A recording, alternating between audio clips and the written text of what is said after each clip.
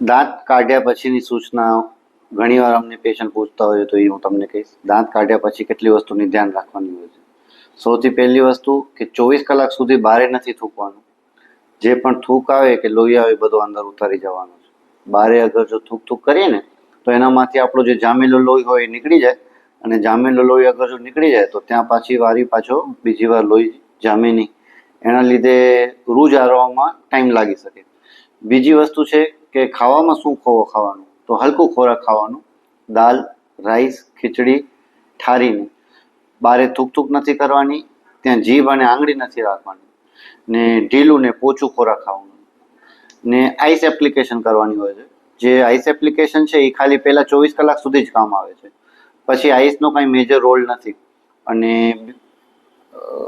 24 કલાક પછી નવસેકા મીઠાવાળા પાણીના કોગળા કરવાથી ત્યાંથી રૂજ જલ્દી આવી જાય છે. અને મેડિસિન જે છે એ ઇન્જેક્શનનો અસર ઉતરે એની પહેલાં જ ખાવાની છે. શું કામ કે ઇન્જેક્શનનો અસર ઉતરે એટલે દુખાવો ચાલુ થઈ શકે, ને મેડિસિન બધી ટાઈમ પર લેવાની છે.